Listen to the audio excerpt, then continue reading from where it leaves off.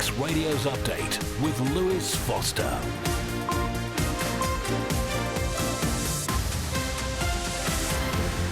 Fastamai, good evening. It's 5 o'clock on Thursday, the 11th of July 2024, and time for your daily roundup of news on and from the Isle of Man today. Coming up in the next half hour, increased costs for collecting and disposing fallen animals from the island's farms has been branded beyond unreasonable. A drug trafficker's sentence has been reduced, inflation rises once again, and a recap of the action from the Southern 100 today. All of that and more, plus we'll keep you posted on anything to watch out for travel-wise. Your thoughts always welcome, 166 177, or email studio@manxradio.com.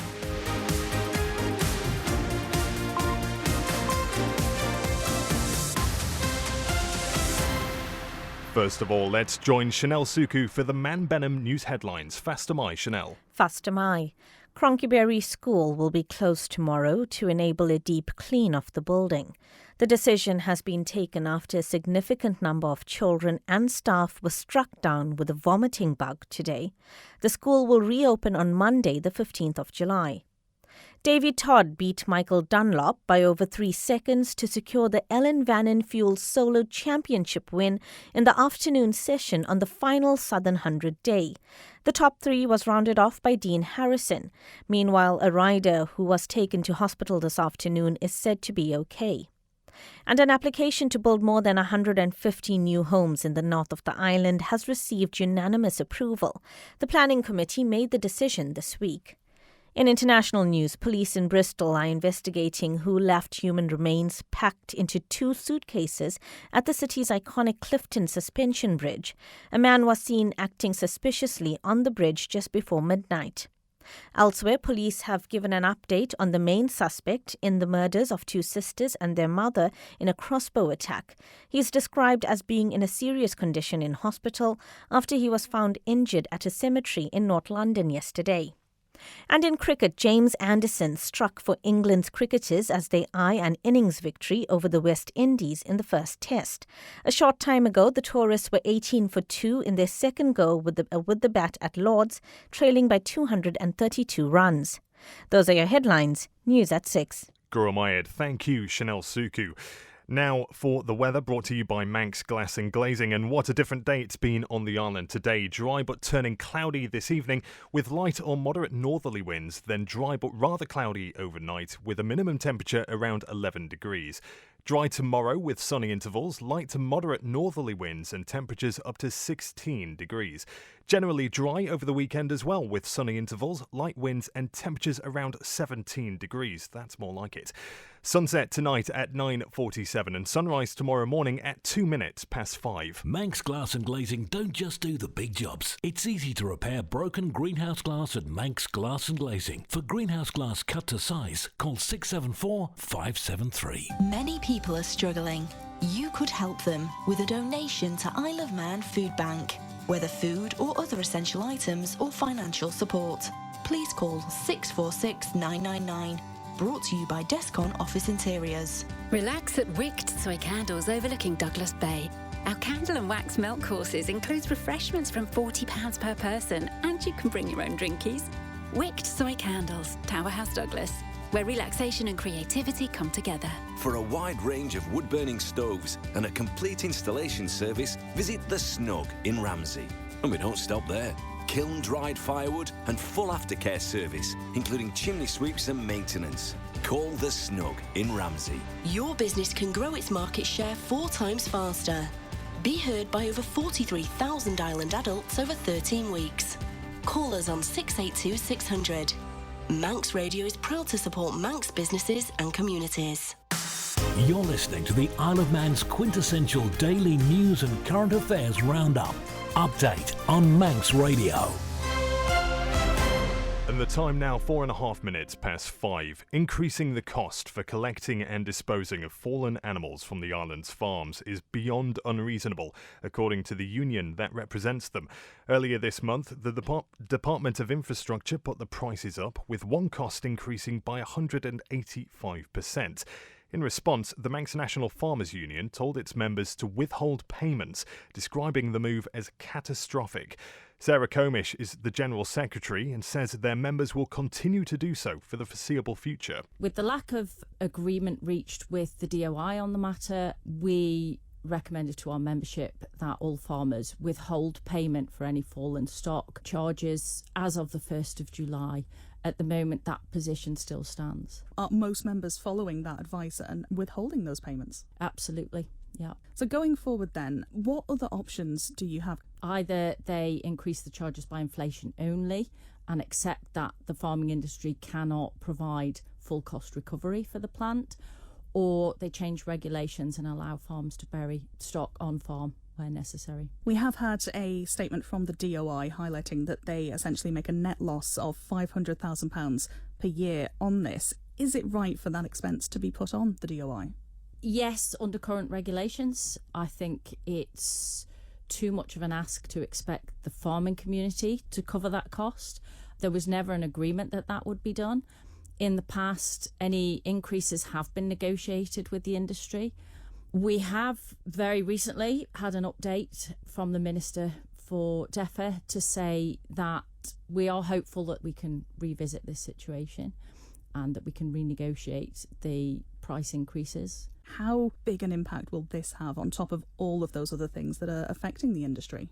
Well, it puts an enormous amount of strain on individual farmers. Obviously, they've lost the stock, so they've lost the value of that stock. And then to have this level of charging imposed on them, which is way beyond anything that's set in the UK, is beyond unreasonable in our eyes. Farmers should not be penalised for the misfortune of losing livestock. And just finally, what would happen if, with farmers withholding payments, what happens if, in response, the DOI refuses to collect this livestock? Under regulations and legislation, again, they can't do that, so they are obliged to collect the stock. So that would mean revisiting the regulations that currently exist. That was Sarah Comish, the General Secretary of the Manx National Farmers Union, speaking to Sian Cowper there. Well, the Isle of Man government says the animal waste processing plant has produced an average annual net loss of just under £500,000 over the past 5 years, and that as prices for using it haven't increased for some time, a rise is considered an appropriate measure. However, it says it's committed to continuing the conversation with the MNFU. 7.5 minutes past 5 now. The Isle of Man's inflation rate rose again last month, which makes it 2 months in a row we've seen an increase. The rate at which prices are rising now stands at 3%, as Christian Jones reports. Statistics Isle of Man is reporting last month the island saw consumer inflation rise by 0.3%, up from 2.7% the month before. Despite this slight rise, there looks to be a continuation of the fall in the rate of inflation, which began in earnest during the latter half of 2023. That's Treasury Minister Alex Allinson speaking there.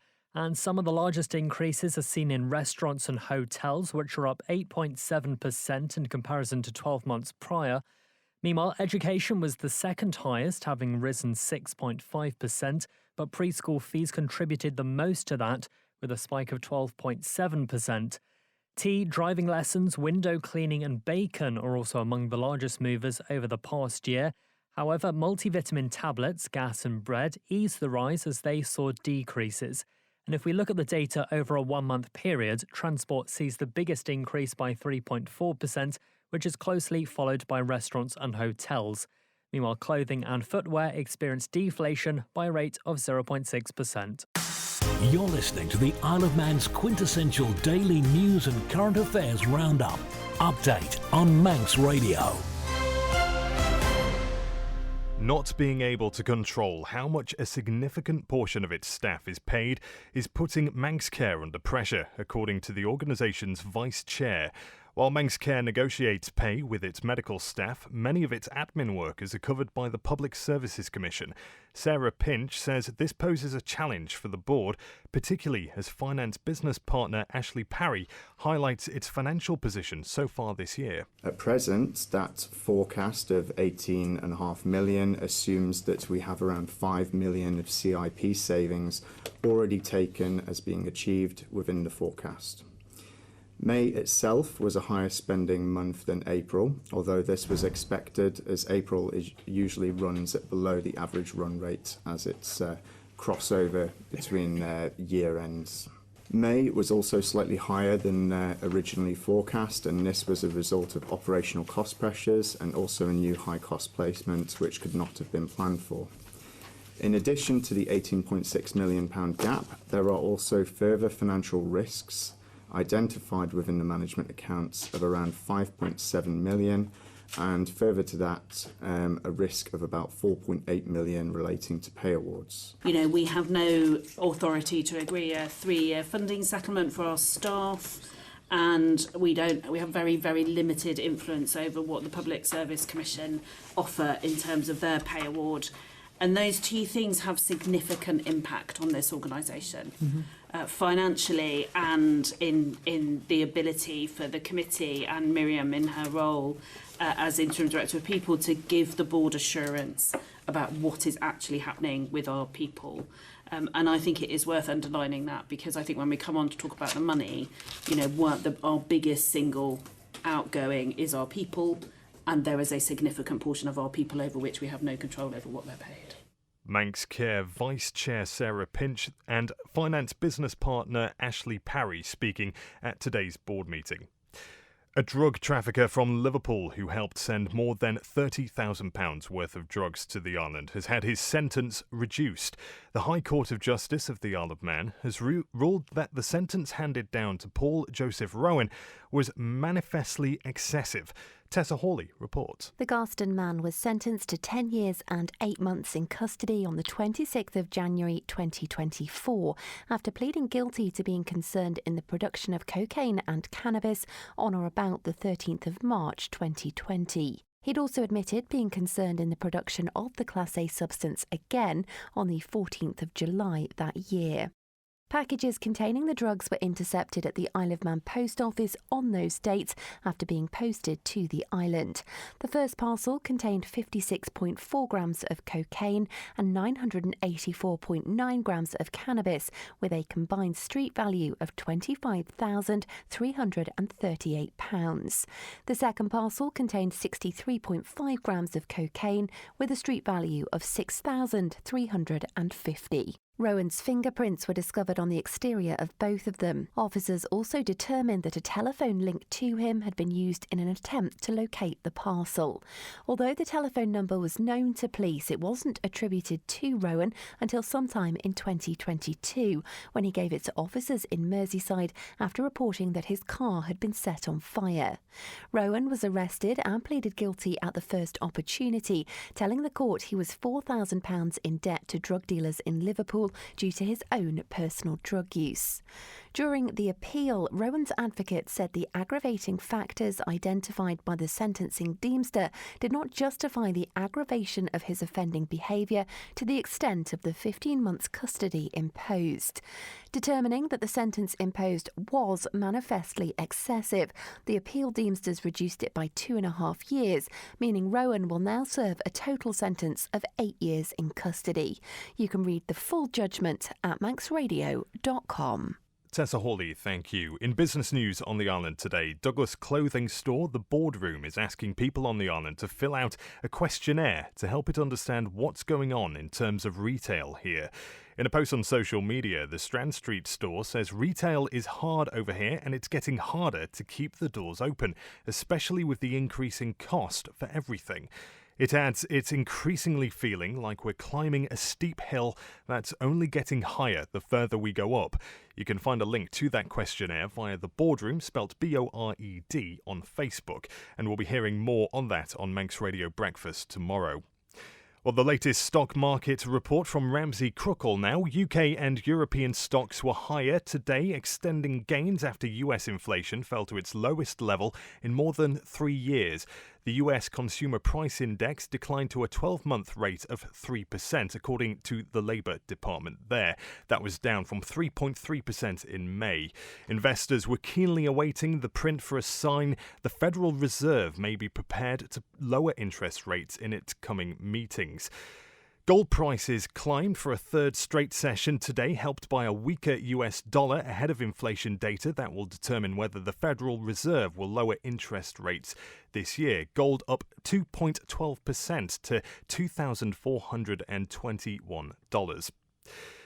At the close, the FTSE 100 up 0.36% to 8,223. The DAX up 0.76% to 18,547.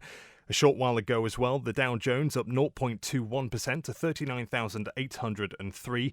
The S&P 500 down 0.57% to 5,602. And the Nasdaq down 1.27% to 18,411. British pound sterling trading at 1.291 US dollars and 1.188 euros. And Brent oil as well, up 0.16% to $85.43. I'm running late again. Do you know where I put my car keys? In the fridge. Where's my phone? Under the dog basket. Bye. You haven't forgotten that we're seeing Ramsey Crookall later? Oh, no, of course not. 5 p.m, is it? 3:45. I'll be there. Life is busy. That's why Ramsey Crookall's team takes time to help you make a mindful investment decision, considering all the options, giving you full control of your financial future. Less stress, more assurance. Forgot to put my shoes on. Oh. See how we can make your money work for you. Call 717171 or visit ramseycrookall.com. Licensed and regulated by the Isle of Man Financial Services Authority. Manx Radio Travel, driven by Quayside Tyres and Service Centre. Well, no more racing for the Southern 100, so the Blount course will be open tonight. The DOI has been carrying out surface dressing on the Portown Road this afternoon, which was expected to be complete by 5 o'clock, so hopefully that route clear now. Let us know otherwise. South Quay in Douglas will be closed for surface dressing this evening from 6 o'clock. Traffic management in place. It's hoped this work will be complete by 7, so just an hour. And in Laxey, temporary lights on Ramsey Road at the Minorca Hill Junction, 24 hours a day for 3 separate phases of drainage installation. And temporary lights on Pinfold Hill near the turn for Lonnan Church Road, 24 hours a day for work on the pavements there. And it's the last day, apparently, of those temporary lights in Ramsey on May Hill near the Seamount Road turn. They've been in 24 hours a day as well for gas main repairs. Well, over at the airport, the Manchester EasyJet flight due to depart at 5:30 was delayed a short time ago until 6:15. Looks like a 45-minute delay on the inbound flight was behind that. No delays on the sailings, though. Manxman due to arrive back into Douglas from Heysham at 6:10.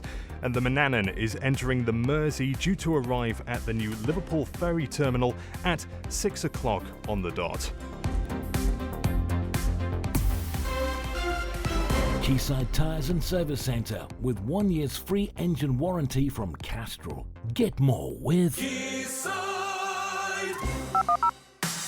You're listening to the Isle of Man's quintessential daily news and current affairs roundup. Update on Manx Radio. 18 minutes past 5 now. An application to build more than 150 new homes in the north of the island has received unanimous approval, as Siobhan Fletcher reports. The Planning Committee made the decision on Hertford Homes' proposals for Vollen Fields in Ramsey this week. The project will see 153 new properties built in the area.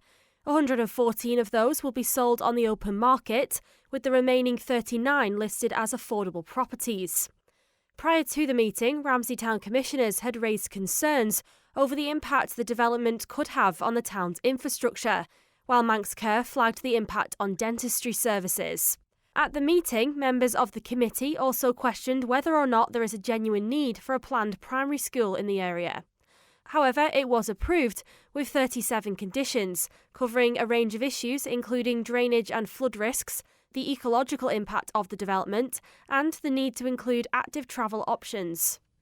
Siobhan Fletcher, thank you. A quick update on that surface dressing going on at Portown Road. The DOI says a slight delay on that, so not expected to be completed now until 6. It was hoped it will be done by 5 o'clock.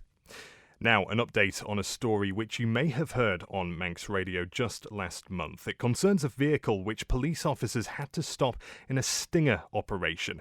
Well, today, the person who was behind the wheel of it has appeared in court, and I'm joined in the studio now by Tessa Hawley, who is in court for Manx Radio today. Tessa, what can you tell us? So it was certainly a story that got you, our listeners, talking after the Roads Policing Unit shared a picture of a white van semi on its side in Sulby after being brought to a stop. It was confirmed at that time that 2 arrests had been made, and we now know that those involved have been charged. And one of those involved in court today. That's right, 17-year-old Callum Collister from Ferry Hill in Port Erin appeared before magistrates. Now, he pleaded guilty to driving whilst disqualified and TWOC, that's taking a vehicle without the owner's consent. And did we find out more about the circumstances which had led to this incident? We did indeed. We were told that the van in question belonged to Manx Utilities and that it had been taken on the afternoon of the 24th of June from Mount Gorm Road in Colby. It was reported to the police, who were then able to locate it in Kirkmichael. Now, that's due to a tracking device that was installed in it. Officers followed the vehicle through to Sulby, noting it was frequently travelling over the speed limit. And just before 5 p.m. on that day in question, specially trained pursuit officers used the tactical tyre deflating device to bring the van to a stop and arrest Collister. And at the time, police were highly critical of this incident, weren't they? They were indeed. They certainly didn't mince their words, saying this could have had a catastrophic ending, resulting in members of the public being seriously injured or worse. They also highlighted the large amount of police resources they had to use, which meant that other members of the public who were genuinely requiring help were left waiting longer than they should have been. Thanks, Tessa. So what happens next? Summary jurisdiction was declined today, meaning the team will be sentenced at the higher court. That's the Court of General Jail Delivery, bailing him to his next court appearance before that court, which will be on the 6th of September. Magistrates told Collister, and I quote, "This is just outrageous, really," adding that his behaviour was just getting worse and worse and worse. Gromyard. Thank you, Tessa Hawley. 21 minutes past 5, a new Changing Places facility in Nobles Hospital has officially been given the green light. The trustees have agreed to fund the room, which is a larger accessible toilet with equipment such as hoists, adult-sized changing benches and space for carers. Douglas South MHK Sarah Maltby has been campaigning for the facility. She gave us her reaction. Yeah, really exciting news. So I received an email this morning that following a meeting yesterday, the Nobles Hospital Trust have agreed to fund the changing place up at Nobles Hospital. This was following the question time yesterday in the House of Keys to the Minister. There was a meeting last night. I knew nothing about that meeting, but this morning I was told that the meeting took place through the trustees and they are going to fund the changing place at Nobles Hospital. So it's just fantastic news. I'm so pleased that we're going to be able to get this facility up at the hospital, which is accessed by islanders from across the whole island. This is not just going to help a small population of people. This is helping people right across the Isle of Man, and their needs are finally being listened to, and they're going to get that changing place at the hospital, which is just, I'm just so pleased. Yeah. And you sound quite emotional about this. I mean, how much does this mean to you? I was a paid carer for over 20 years, and when I became elected last year, I made it my mission to try and raise awareness of things that other people maybe didn't notice or weren't aware of. You know, not many people will know how difficult it is for a wheelchair user to be able to access places. And when you are a carer, you get first-hand experience. And I've lived and worked with people who have tried so hard to have their voices heard, and they've just lost the energy to be able to continue it. So I made it my mission when I was elected that I would try to do that for them. And to get this now, although it feels like it's taken forever, really 2 years is nothing compared to the lives and the difficulties that those people have had to deal with. And so, yeah, I'm just so pleased and so relieved that I can say we've got there, we've done it, you know, and thank you for having that faith in me to be able to do this. And we'll continue, because obviously we still got the sea terminal to go. Douglas South MHK Sarah Maltby there, speaking with Manx Radio's Amy Griffiths about a new Changing Places facility in Nobles Hospital, which has officially been given the green light. Well, if you want to give us your thoughts on any of those stories that you've heard tonight, let us know, 166 177, or email studio@manxradio.com. Now, coming up to the end of the programme, time for a look at the latest sporting news from the island today. Faster My, Darren Timpson. Faster My, Davey Todd beat Michael Dunlop by over 3 seconds to secure the solo championship win in the afternoon session on the final day of the Southern 100. The top 3 was rounded off by Dean Harrison, who came home to finish in third in the Ellen Van and Fuel solo championship race. In the final session this year on the Billund circuit, Ben Birchall and Kevin Russell broke the record for fastest lap on their way to claiming the Sidecar Championship trophy. The Honda riders dominated the last race as they beat the Crow brothers. Elsewhere, Dunlop completed a hat-trick of wins in the 2024 Southern 100 in the first afternoon race, as he beat Paul Jordan in the Bettridges of Foxtel Car Sales 600cc Challenge race, which takes his tally to 25 wins overall. Earlier, the morning session opened with the 600cc JCK race when newcomer Grant Thompson dominated the rest of the grid as he crossed the line to win by 6.4 seconds ahead of Adrian Harrison. In the H&H Motorcycle and S&S Motors 600cc race, Mike Brown came first ahead of Dunlop in another exciting encounter which also saw 4 riders battle for third place. There were 3 red flags in the day's racing, but everyone was okay, which meant all races could be completed, however 2 were shortened. Away from the Southern 100 and onto cycling, Mark Cavendish came agonisingly close to winning stage 12 of the Tour de France today. Just Astana sprinter was well in the mix in the final kilometre, but he couldn't close down Bernam Jamais, who claimed his 3rd stage win of the Tour so far. Cavendish and the rest of the riders will continue again tomorrow as the peloton will make its way from Argent to Pau in a 2nd consecutive flat stage.